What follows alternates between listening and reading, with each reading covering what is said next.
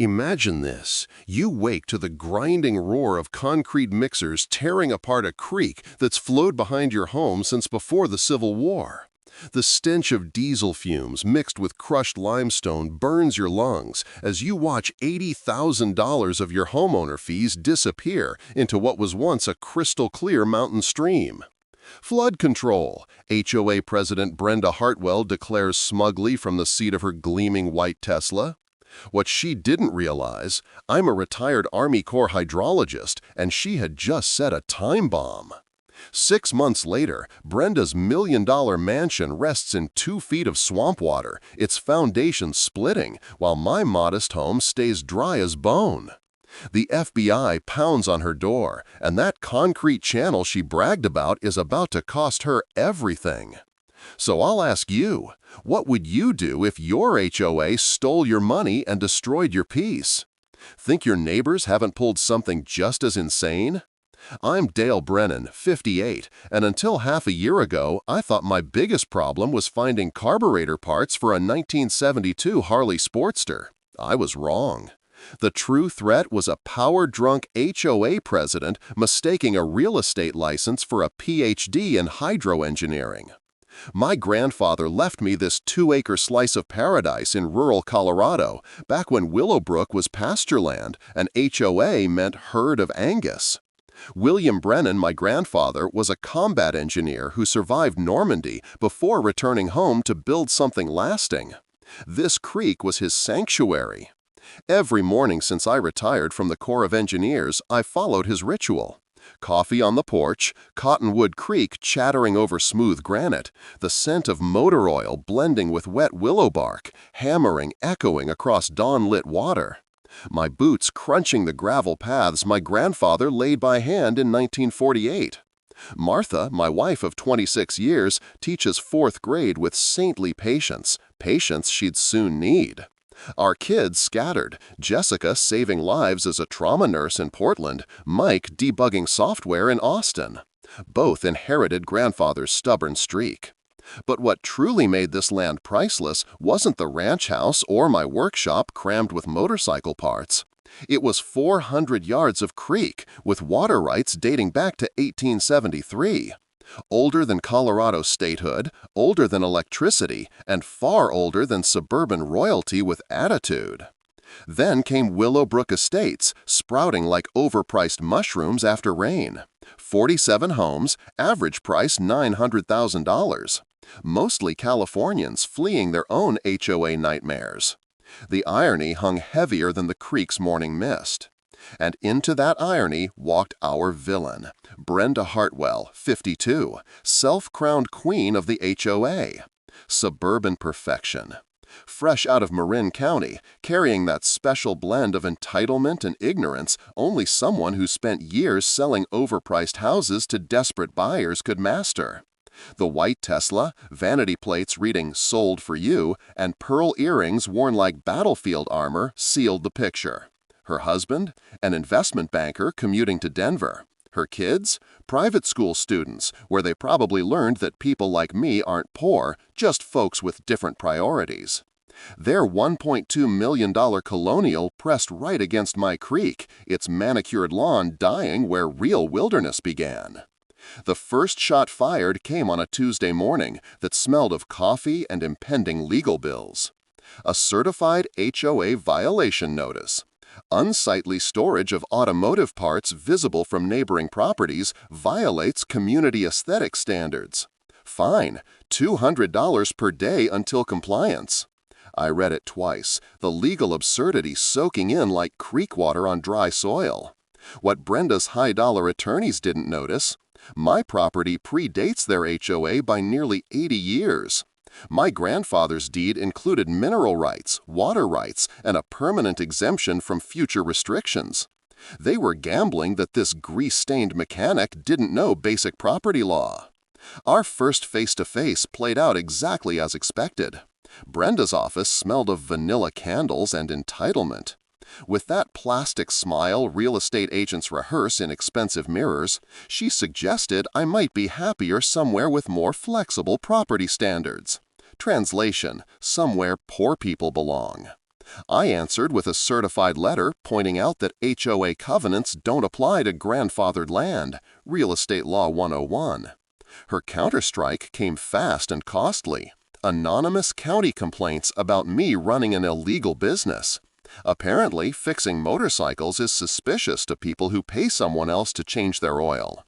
A building inspector spent 2 hours crawling through my workshop, finding nothing wrong except my filing system. Still, it cost $1,200 in legal fees to prove I wasn't running a chop shop. That was Brenda just testing the waters, literally. The real war started when she discovered my water rights. In Colorado, water means power. And in Brenda's world, people like me, with calloused hands and inherited property, don't deserve either. That's when it hit me. This wasn't about motorcycle parts, it was war. That spring, snowmelt ran heavy, and Cottonwood Creek roared louder than ever as it rushed over the beaver dam upstream. The granite song of fast water mixed with willow bark scent and morning mist rising from the current. It should have been peace. Instead, it became the soundtrack for Brenda's next brilliant legal play.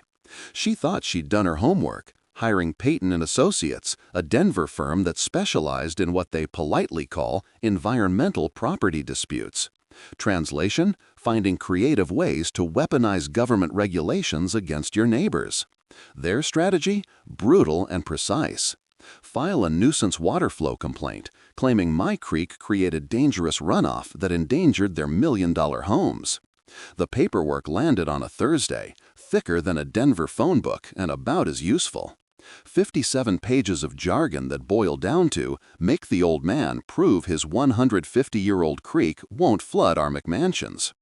They wanted to trap me into a $50,000 environmental impact study, the kind that drags for years and lines the pockets of consultants who golf with the same lawyers on weekends. That evening, Martha found me standing knee-deep in Cottonwood Creek, my boots squelching against the muddy bank as I checked flow patterns with my grandfather's old surveyor's rod. "What are you thinking?" she asked in her elementary school teacher's tone, the one that meant she could smell trouble brewing. I was thinking Brenda's expensive lawyers had They just made a $50,000 mistake, I muttered, watching water swirl around a boulder my grandfather had placed by hand back in 1953. And they picked the wrong retired engineer to mess with. 30 years in the Army Corps taught me one thing. Lawyers love to weaponize complex environmental regulations, banking on the idea that regular folks won't understand them. What they forget is that some of us actually built the systems they're trying to explain. It's like listening to someone describe your own car engine when you're the guy who assembled it. So I called Pete Morrison, an old colleague at the Colorado Water Authority. Took him 10 minutes flat to spot what Peyton & Associates had overlooked. Their entire complaint hinged on watershed maps from 1967, back before the interstate existed, before half the upstream subdivisions sprouted, before modern storm drains reshaped the valley. Pete chuckled over the line. "Dale, these maps describe creek behavior that hasn't existed since Nixon was in office. Want me to send the real surveys? This is going to be embarrassing for them." The updated geological data told a very different story. Far from creating hazards, my stretch of Cottonwood Creek prevented flooding by acting as natural retention during runoff. Those granite boulders my grandfather set weren't for decoration. They were a flood control system decades ahead of its time. And then came the kicker. In engineering school, we studied something called prior appropriation doctrine. Colorado water law runs on a simple principle: first come, first served. My family's documented water use dated to 1873. That meant our rights trumped Brenda's subdivision, her HOA, and maybe even her great-grandkids' complaints. That weekend, I buried myself in the workshop, surrounded by my grandfather's weathered engineering notebooks and fresh county surveys. Motor oil mixed with the musk of old paper, pencil scratching across graph sheets. It felt like channeling his ghost, and maybe I was. By Monday, I was ready. I didn't just file a defense, I launched a counterattack. I demanded the HOA fund a proper environmental assessment since their lawsuit relied on fraudulent data. I attached Pete's analysis showing their prized development increased flood risks downstream. The county water commissioner, Rodriguez, a man who'd been wrangling water disputes since before Brenda discovered Colorado, barely contained his laughter. "Mr. Brennan," he said, "these folks just tried to lecture a hydrologist about water flow with maps from the Johnson administration. This might be the fastest water rights case in state history." 2 weeks later, vindication. The county sided with me across the board, ordered the HOA to halt all water-related harassment, and officially validated my historic water rights. Suddenly, my claim wasn't just grandfathered, it was chiseled into legal stone. But victory had side effects. The local paper ran the headline, "HOA challenges century-old water rights, loses spectacularly." And then they came. Neighbors I'd never met, knocking on my workshop door with their own Brenda horror stories, violations over mailboxes, fines for unauthorized garden decor, threats about paint colors. That evening, Martha found me I sat at the creek at sunset, grandfather's fishing rod in my hands, though I had no intention of casting a line. "This is where he taught me About water, I told Martha, how it always finds the easiest path, but never stops flowing toward where it belongs. "And where does this water belong?" she asked. I smiled, listening to Cottonwood Creek babble over stones that had outlived Brenda's bloodline by geological ages, right through the middle of her kingdom. You'd think losing a water rights case would teach someone humility. You'd be wrong. Brenda Hartwell had apparently graduated from the school of doubling down on terrible ideas, because her next stunt was so bold it almost impressed me, in the same way you're impressed when someone jumps off a cliff while yelling about their right to fly. 3 weeks after the county told her to stand down, she called an emergency HOA meeting. Naturally, she scheduled it the 1 week Martha and I had planned to visit Jessica in Portland, our first vacation since this nightmare began. The notice went to an old address we hadn't lived at in years, guaranteeing we couldn't object. The agenda looked innocent: emergency flood mitigation assessment. What actually happened was Brenda presenting doctored photos showing supposed erosion damage to HOA property. The pictures looked suspiciously like someone had hired a backhoe to dig fake craters near the creek. Her consultant was no engineer at all, but her cousin's landscaping contractor, who declared immediate concrete channeling was required to prevent catastrophe. The board voted 6-1, with only Edwin Kowalski objecting. That night, Edwin called me in Portland, his Polish accent thick with disgust. "Dale, this woman, she is crazy person. She says flood will destroy everything if we don't put concrete in your creek. She has pictures, but something smells like fish left in sun too long." The scheme came with a special assessment of $1,800 per homeowner, funding a $127,000 project no qualified engineer would ever endorse. Brenda had found her golden hammer, and now every problem looked like a nail that needed concrete. I cut the vacation short, driving through the night while Martha slept fitfully beside me. I gripped the wheel, calculating how much destruction they could manage in 72 hours. The answer was plenty. The sound hit me first: jackhammers and diesel engines growling where birds once sang.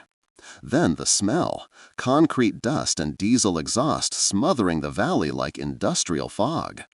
I rounded the corner into my driveway and froze. My creek was gone. In its place stretched a concrete ditch straight out of a prison yard. Water that once danced over granite stones now trickled through an ugly gray channel, 18 inches deep, more suited to an urban wasteland than Colorado's mountains. They'd entombed my grandfather's boulders under tons of cement, wiping out fish spawning grounds that had existed since before statehood. Martha stood at my side, tears rolling down her cheeks. "They killed it," she whispered. "They actually killed a living creek." But here's the thing about being a hydrologist with 3 decades of experience. You learn to think like water, and water always uncovers the truth. I spent the next week documenting everything: photographs from every angle, flow measurements, chemical samples. More importantly, I dug into Pinnacle Construction, the company behind the destruction. Their record was ugly. 3 EPA violations in 5 years, $75,000 in fines, and a history of breaking ground without permits. Here's something every property owner should know. Altering a natural waterway requires county, state, and often federal approval. It's a legal 3-layer cake, and Brenda's crew had skipped every layer. The Clean Water Act does not play nice with unauthorized concrete in fish habitat. I'd seen violators fined $25,000 per day, and that was just federal. Colorado's own environmental agency could tack on another $10,000 daily. Do the math. $35,000 a day in potential penalties. I filed complaints with every authority that had jurisdiction: county code enforcement, the state EPA, and the federal Region 8 office in Denver. Then I called the local Trout Unlimited chapter. Their president nearly had a stroke when I described the destruction. "Mr. Brennan," he said, "this is exactly the kind of habitat destruction we've been fighting for 20 years, the Trout Unlimited president told me. "We'll give you whatever support you need: legal, financial, expert witnesses. These people just declared war on every fish in Colorado." The counterattack came fast and fierce. Within 10 days, 3 separate agencies had opened investigations. The University of Colorado's Environmental Law Clinic offered free representation, and I had enough documentation to bury Peyton and Associates in their own paperwork. But Brenda wasn't done. Edwin Kowalski warned me she was already plotting the next escalation: a full flood control system, concreting the entire creek from the county road to the subdivision boundary. Her logic? If we're going to do it, we might as well do it right. That night, I sat in my workshop surrounded by grandfather's notebooks, flipping through his 1950s photos of the natural creek system. The old combat engineer had built something that worked flawlessly for 70 years with 0 floods. Brenda destroyed it in 3 days, and in doing so, handed me a stack of federal violations sharp enough to cut her career to ribbons. If desperation has a scent, it's vanilla candles laced with fear sweat in a real estate office at 7 a.m. That's where I was 3 weeks later, across from Brenda Hartwell as she tried to convince me that black was white and concrete was nature. "Dale," she said, sliding a manila envelope across the glass desk, "I think we got off on the wrong foot. This has all been very unfortunate." Inside, a cashier's check for $500,000 and a non-disclosure agreement thicker than my grandfather's engineering manual. The deal was simple and illegal. Take the money, keep silent, move out within 6 months, and sign over my water rights for proper management. The threat was barely disguised. Lawsuits are expensive, Dale. Even if you win, you lose. Think about Martha's job security. What Brenda didn't know was that I'd brought a small recorder. Colorado law only needs one party's consent. Her next line was gold. "If you don't take this offer, I'll make sure everyone here knows you're an anti-development extremist bent on destroying property values. My real estate connections go deep. Your wife's career could get complicated."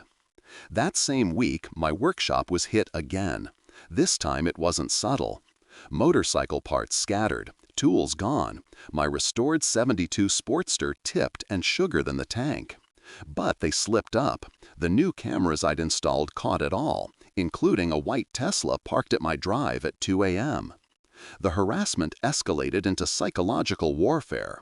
Fake online reviews popped up accusing Martha's tutoring business of having a political agenda. Someone called her principal, questioning her fitness to teach. The stress gnawed at us. Martha losing sleep, me checking my blood pressure like a man on a countdown. But Brenda underestimated engineers. We're methodical.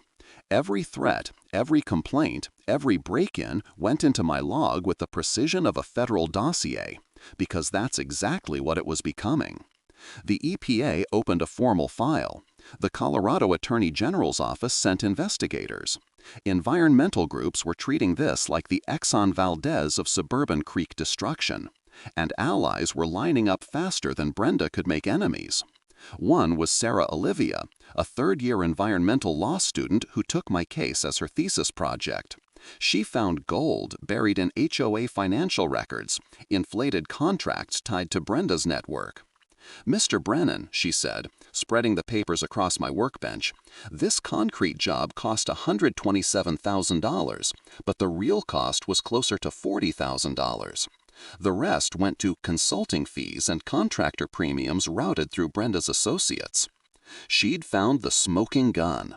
Secret board meetings, no-bid contracts, special assessments funding personal vendettas.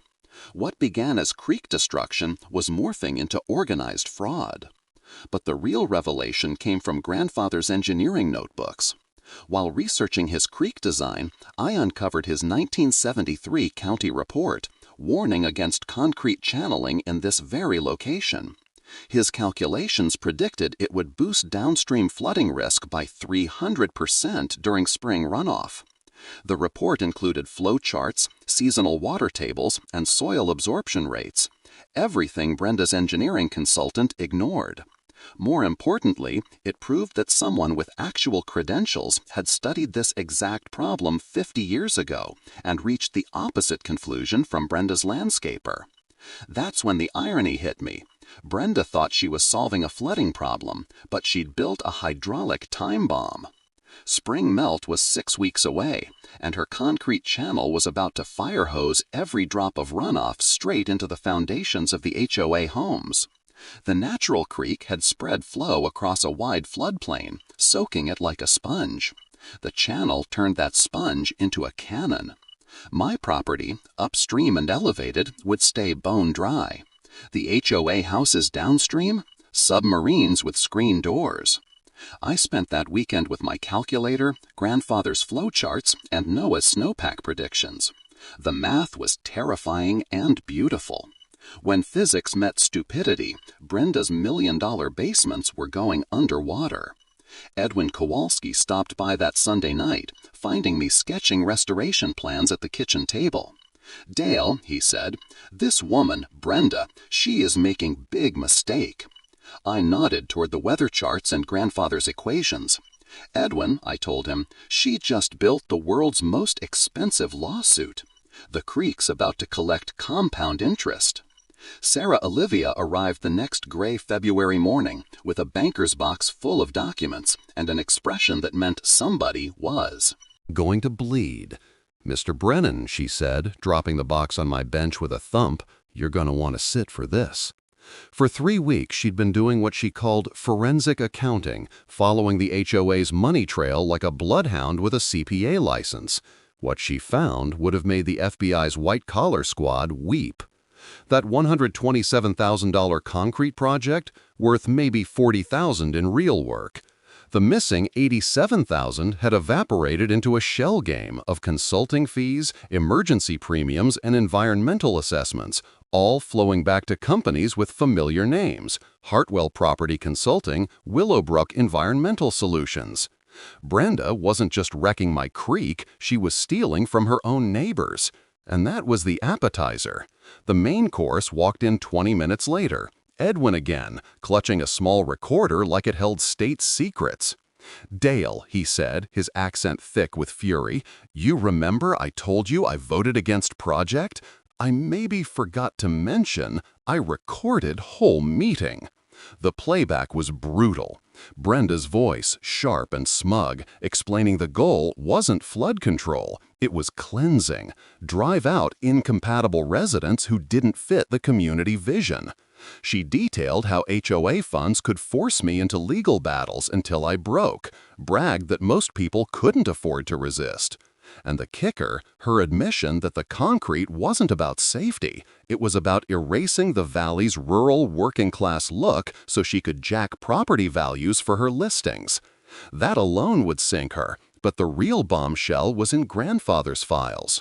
While organizing for court, I'd found a folder marked Willowbrook Development Consultation, 1973. Inside, his hydrological analysis warning against concrete channeling in this exact spot. His predictions were surgical. Concrete would erase the natural absorption, concentrate 100% of runoff, and during heavy snow years like this one, unleash catastrophic flooding on any downstream homes, built in the natural floodplain, exactly where Brenda's house now sat. Grandfather's report had included detailed topo maps showing my land safely elevated, while the HOA homes sprawled across the traditional overflow zone. He had explicitly warned against building there in the 90s, but developers ignored him. Reading those notes felt like a ghost's warning. The creek will reclaim its floodplain eventually, and concrete will only make it angrier. Sarah spread the financial trail across my workbench while I laid out grandfather's hydrology. The pattern snapped into focus. Brenda had siphoned nearly $90,000 from her neighbors to build a flood machine that would demolish their own homes while leaving mine untouched. This is fraud, conspiracy, environmental destruction, maybe even racketeering, Sarah said, stacking documents into neat piles. The EPA violations alone could bury her in federal court. Add financial crimes, and she's looking at serious time. Martha joined us with coffee, scanning the records with a teacher's sharp eye. She played herself, she murmured. Every move she made to hurt us only created more evidence. Outside, February thaw was speeding up, Cottonwood Creek running high in its concrete coffin. Forecasts promised the worst runoff in 20 years. Brenda had built herself a ticking bomb and handed me the detonator. The only question, warn the neighbors or let physics teach them what grandfather already knew? My workshop had turned from a motorcycle garage into an engineer's war room straight out of a spy thriller. Maps, legal files, flow charts, and financial ledgers blanketed every surface. The coffee pot never emptied, the phone never stopped ringing, and Martha kept the allies fed with sandwich trays. My restored '72 Harley Sportster gleamed in the corner, a symbol of bringing dead things back to life, appropriate considering what we planned for the creek. Kate Morrison, the environmental lawyer from CU's clinic, officially took the case pro bono after seeing Sarah's findings. Kate wasn't an ambulance chaser. She was a predator of polluters, a grandmaster with a grudge. Dale, she said, unfurling a timeline across my bench, we're not fighting one case, we're fighting 4, and we'll win them all. Her plan was beautiful and brutal. Federal, Clean Water Act violations, unauthorized habitat destruction. State, water rights and permit fraud. County, code violations and illegal assessments. Civil, fraud, conspiracy, racketeering, emotional distress. Each reinforced the others, a crossfire of law she couldn't escape. Even if Brenda dodged one, the other 3 would crush her. Thanks to the private attorney general doctrine, every dollar we spent could be recovered when we won. Sarah's financial dig had exploded into something monstrous. She'd roped in 2 law students and a forensic accounting professor who treated HOA fraud like a Sudoku from hell. They uncovered a 3-year history of inflated contracts, landscaping, security, legal consulting, all funneled through Brenda's network. Total, skimmed, over $200,000. That wasn't petty HOA drama anymore. That was federal racketeering with prison sentences measured in years. Meanwhile, I was drafting restoration plans using grandfather's surveys combined with modern stream engineering. The design would restore habitat and stop floods for about $35,000, less than half what Brenda had wasted on concrete. Trout Unlimited pledged $25,000. Sierra Club tossed in $15,000. Local fishing clubs, environmental groups, guilty HOA members, and even local anglers were throwing money and muscle into what we'd started calling the Cottonwood Creek Redemption Project. The community effort took on a life of its own.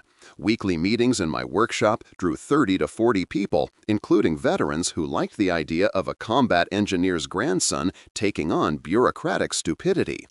Martha ran the social campaign. Save Cottonwood Creek hats sold out, and our follower count climbed past 5,000. Dr. Angela Rodriguez from Colorado State's Environmental Engineering Department volunteered as expert witness, reviewed grandfather's 1973 predictions, and confirmed them with modern computer models. The concrete channel would increase flood risk by 400% during heavy runoff, directing the full force of the spring melt straight at the HOA foundations. "Your grandfather was 50 years ahead of his time," she told me, scanning his hand-drawn charts. "He'd designed natural flood control long before it was fashionable. Brenda hadn't just destroyed a creek, she'd erased a sophisticated system that protected the valley." Kate coordinated the media strategy out of the law clinic, framing the fight as environmental defense rather than personal revenge.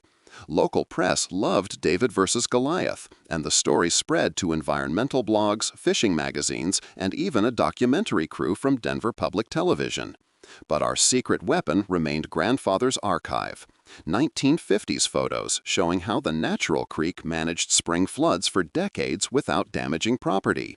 Those images would be devastating in court, proving concrete created risk rather than prevented it. Forecasts matched our worst fears: heavy snowpack, warm spring temps, and multiple storm systems headed for peak melt. The channel's first real test was about to come, and it would fail spectacularly.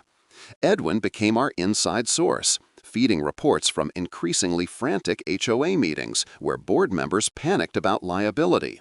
3 had already resigned, claiming they'd been misled. The timeline sped up. The EPA opened a formal probe. The county DA launched a criminal inquiry into HOA finances. The state environmental agency issued emergency cease and desist orders. Class actions popped up from other HOAs across Colorado. Martha and I walked the ruined concrete bed each night, planning its resurrection. Water rabid against artificial banks, the sour stench of curing concrete in the mountain air. "How long until we can bring it back?" she asked. I ran seasonal flood math against legal and construction timetables. If we survived this spring, by next year the creek would be more beautiful than grandfather ever imagined. Desperation smelled like vanilla air freshener, soaked fear, and scorched bridges. Exactly the atmosphere in Brenda's office at 6:47 a.m. on March 3 when she summoned me. "Dale," she said, sliding an envelope across the glass desk, "maybe we can find a mutually beneficial solution." Inside, a cashier's check for $750,000 and an NDA worthy of the CIA. "Take the money, move out of Colorado, transfer my water rights into an HOA-managed conservation trust, and never speak about creek restoration, environmental law, or HOA governance." The threat was thinly veiled. Legal fights ruined families. Ask Martha how her teaching job will survive if the school board hears about your radical activism. I'd brought my recorder again, single-party consent, legal in Colorado. And Brenda's next line was pure coercion. "If you refuse this final offer, I'll make sure every contractor and business in this valley thinks you're a money-losing troublemaker. Your wife's tutoring business, your motorcycle hobby, your good name, gone. I have connections you can't imagine." That night the workshop got hit again, but this time it was a message. My finished Harley lay tipped, frame bent, 40 hours of work ruined in minutes. Grandfather's notebooks littered the floor, some pages torn, others stained with motor oil. They'd made a critical mistake. Upgraded security system I'd installed after the first break-in captured everything in high-def color, 2 figures in hoodies methodically trashing my property. Then a white Tesla with distinctive vanity plates picking them up at 2:17 a.m. One vandal wore $300 sneakers that matched a pair I'd seen on Brenda's 17-year-old son. The psychological warfare had graduated into something out of a corporate thriller. Anonymous reviews bombarding Martha's tutoring business, unprofessional conduct, political indoctrination, unsafe environment for children. Fake social accounts sprang up, spreading lies about my military service, claims I'd been dishonorably discharged for instability and violence toward authority. The school principal called Martha for a concerned chat. 3 parents canceled lessons after anonymous letters warned about dangerous political extremists in the schools. But here's what Brenda didn't understand about engineers: we document everything. Every threat, every break-in, every anonymous complaint went into a file that would have impressed federal agents, because that's exactly what it became. Agent Lisa Park from the FBI's white-collar crime unit opened a formal probe into HOA finances. Agent Tom Rodriguez from the EPA's Criminal Enforcement Division began building an environmental case. Sarah Olivia's forensic accounting handed them a roadmap to nearly $200,000 in embezzled homeowner funds. Brenda's behavior grew more unhinged. Edwin reported screaming matches with board members who dared question legal expenses. 2 more members resigned, leaving Brenda and a single loyalist running a subdivision in full legal meltdown. Meanwhile, spring melt was accelerating, March temps running 15 degrees above normal and the National Weather Service issuing front-range flood watches. Cottonwood Creek was already at 150% of seasonal flow, with peak melts 6 weeks off. I spent nights taking flow readings, documenting how the concrete channel reacted to higher volume. The results matched grandfather's math. Instead of dispersing runoff across a floodplain, the channel shoved 100% of flow into a narrow, high-pressure stream aimed straight at HOA foundations. Dr. Rodriguez's simulations showed velocities capable of undermining foundations during peak flows. Insurers were asking pointed questions about unauthorized drainage changes that could void coverage. Community support mushroomed. Local shops posted Save Cottonwood Creek signs. The high school environmental club adopted restoration as its senior project. Veterans rallied, and regional fishing and environmental groups turned our fight into a symbol of grassroots resistance to corporate-style HOA tyranny. But Brenda kept escalating. Edwin warned she might hire private security or seek a restraining order claiming I was a danger to the community. That night, Martha found me in the workshop, cross-referencing weather predictions with grandfather's flood tables by lamplight. Lamplight? How bad is it going to be? She asked. I checked snowpack reports, concrete channel flow rates, and topo maps showing exactly where that pressurized water was headed. Bad enough to end this permanently, I said. One way or another, the phone rang at 5:23 a.m. on March 15, jolting me awake with the kind of urgency that means someone's world is about to end. It was Edwin, whispering like he was on a stakeout in his kitchen. "Dale, you need to know. Brenda, she's packing a moving truck. Big one, middle of night. Very suspicious." I threw on clothes and drove by her place as the sun gilded the peaks. Sure enough, a commercial mover sat in her driveway while she supervised loading expensive furniture. Her Tesla was already packed.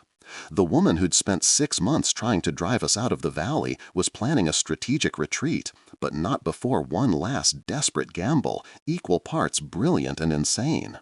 Sarah called an hour later with news that turned my coffee to battery acid.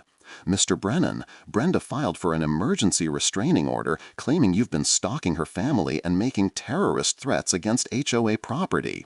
She's seeking federal protection under anti-domestic terrorism statutes." Her affidavit was fiction dressed as law. I was a disgruntled vet with anger issues, conducting surveillance and threatening to sabotage community infrastructure. She even used photos of me taking flow measurements as reconnaissance. The hearing was scheduled for peak spring melt, either a coincidence or proof she knew exactly how bad her situation was.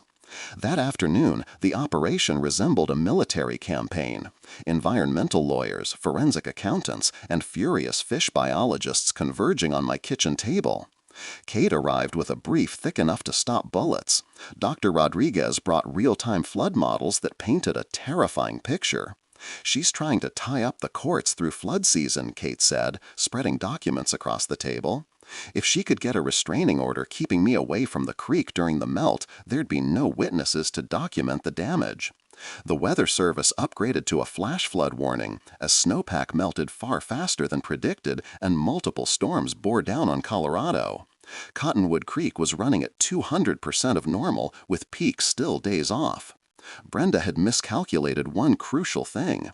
The restraining order forced her to appear in court and swear to her accusations, just as prosecutors held it. Recordings of her offering bribes and threatening witnesses.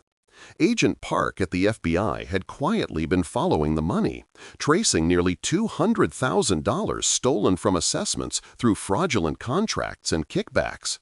With embezzlement, witness intimidation, bribery, and environmental crimes stacked together, Brenda faced serious federal time.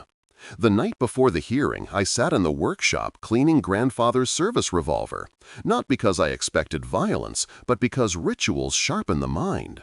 The creek roared outside, spring melt turning the concrete into a high-pressure water cannon aimed at million-dollar foundations. Martha found me at midnight, lamplight on flood charts. "Tomorrow changes everything, doesn't it?" she asked. "One way or another," I said, listening to the river's threat. Either the law would hold or physics would teach the lesson. The media frenzy had reached a level usually reserved for national scandals, and I slept like a man with a deadline and a river on his heels. For political scandals or environmental disasters, Denver news stations prepared live coverage of both the courtroom drama and the rising flood.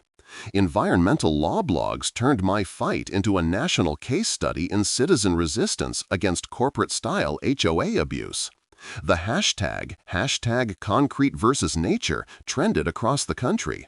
Sarah uncovered proof of Brenda's planned flight, a new Florida home, liquidated investments, closed accounts, and asset transfers aimed at shielding wealth from judgments. She was running while calling me a terrorist. Edwin dropped by that night with news from the final HOA board meeting. Only Brenda and one ally had shown, while furious homeowners demanded answers about voided insurance and looming liability. Some families had already filed lawsuits over unauthorized drainage changes that stripped their coverage. "Dale," Edwin said, "this woman, she has made herself enemy of everyone. Even people who supported Concrete Project see now she lied." The irony was sharp.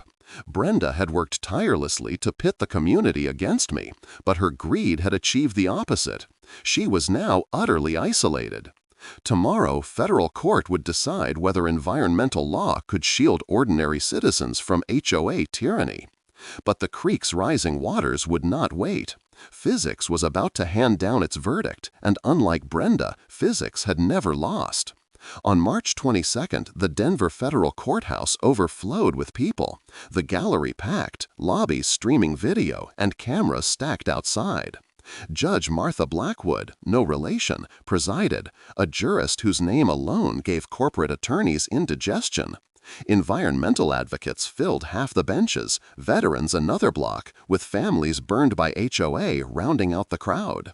Outside, Cottonwood Creek surged dangerously.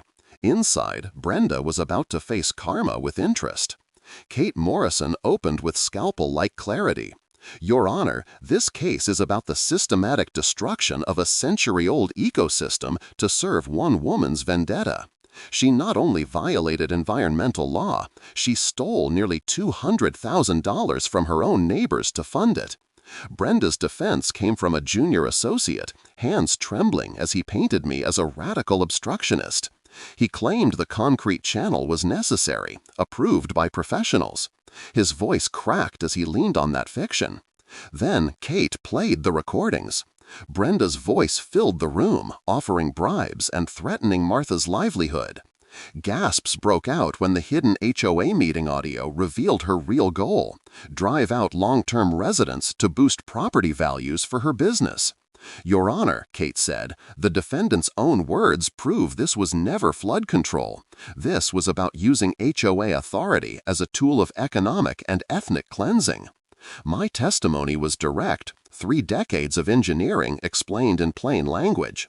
I laid out grandfather's 1973 report predicting today's disaster and showed computer models demonstrating how concrete amplified flood risk by 400%. But the true weight came from Dr. Rodriguez, who brought real-time monitoring data. Creek flow was spiking toward records while we sat there, the channel behaving exactly as grandfather had warned, like a fire hose pointed at luxury basements. "Your Honor," she testified, "this structure poses imminent danger. At current levels, water velocity is high enough to undermine foundation stability." The judge called a 30-minute recess as the National Weather Service escalated its warning, flash flood emergency across our valley. Marshals cleared the courthouse's lower floors, while first responders raced to rising waters outside. When proceedings resumed, Brenda looked pale as marble, her lawyer glued to his phone with grim updates from Willowbrook Estates. That's when Kate delivered her final strike. Your Honor, while we've been in session, the defendant's channel has begun flooding the very homes it was meant to protect. Emergency crews are pumping water from basements downstream. Meanwhile, Mr. Brennan's property upstream remains completely dry. News helicopters broadcast the contrast live. $1 million homes drowning while my modest shop sat safe above the floodplain. Brenda's breakdown was recorded by every camera. She shrieked that I had engineered the disaster, claimed activists had weaponized the weather, and begged for federal protection from what she called eco-terrorism. Judge Blackwood cut her off sharply. "Miss Hartwell, enough. This court has heard sufficient evidence." Over lunch, FBI agents served fresh warrants seizing her financial records. EPA officers locked down the concrete sites as crime scenes. The state attorney general's team arrived with proof of HOA fraud across multiple developments. By afternoon, the verdict was decisive. Guilty on Clean Water Act violations, water rights infringement, fraud, conspiracy, and emotional harm. The ruling ordered immediate removal of the concrete, full restoration of the creek, and $750,000 in damages, including punitive costs and fees. More critically, Judge Blackwood set precedent. HOAs could not trample water rights in pursuit of profit. Outside, the press swarmed. Environmental attorneys called it historic. Veterans handed me a service award. Local students presented Martha with handmade cards of creeks and trout. Yet the truest victory came that evening. As emergency pumps drained Brenda's ruined basement, I stood with Martha listening to Cottonwood Creek finding its voice again. "Justice sounds like running water," she whispered. 6 months later, the valley had transformed. Where concrete once strangled life, a natural channel curved gracefully through banks planted with willows and wildflowers. The air smelled of earth and clean mountain water instead of cement dust. Native trout had returned, their silver flashes darting between gravel beds once entombed in concrete. Families now fished and picnicked along the revived banks. Contractors, students, and even contrite former HOA members had shaped the restoration into a community triumph. Each evening, Martha and I walk the reborn creek, river stones crunching under our boots, watching life return where arrogance had tried to smother it. It's more than my grandfather dreamed. It's alive again because people finally listened to the land.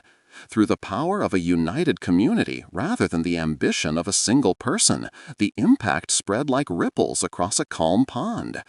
Colorado's state legislature passed what environmental advocates informally called Dale's Law, a statute that tightened protections against HOA abuses and mandated environmental assessments before any changes to natural waterways. Law schools from Stanford to Harvard now present the Brennan Creek case as a landmark in grassroots environmental enforcement. The victory brought both financial and ecological justice. The $750,000 settlement funded a full-scale creek restoration, covered every legal expense, and left enough to launch the William Brennan Environmental Engineering Scholarship at Colorado State University. The very first award went to Sarah Olivia, a law school graduate who soon joined the EPA's Enforcement Division, continuing the fight against those who harm the environment. By contrast, Brenda's downfall felt almost quiet after the intense courtroom battle. She admitted guilt to federal fraud charges, receiving 18 months in a minimum security prison, plus 3 years of supervised probation and full repayment to the HOA victims.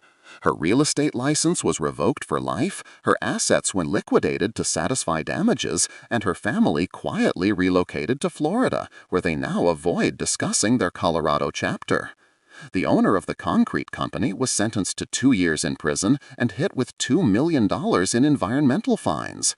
3 former HOA board members avoided jail but were given probation and community service, spending weekends repairing damaged waterways statewide. Edwin Kowalski, elected HOA president by unanimous vote, introduced new bylaws ensuring environmental reviews for every future project. Yet the most meaningful change went deeper than court rulings or financial penalties. Willowbrook transformed from a walled-off enclave of wary neighbors into a genuine community where people knew each other and collaborated on shared concerns. The annual Creek Festival now draws thousands eager to see how ordinary citizens can protect nature when they refuse to be intimidated. My workshop, once consumed by the fight, has returned to restoring vintage motorcycles and teaching neighborhood kids about engines, water flow, and the power of standing up to bullies. Its walls are now lined with letters of thanks from homeowners across the country asking for advice and invitations to speak at environmental conferences. Martha went back to teaching, this time weaving lessons about watershed protection and citizen activism into her curriculum. Her student science fair projects on creek restoration have won regional awards and attracted university researchers interested in community-based environmental solutions.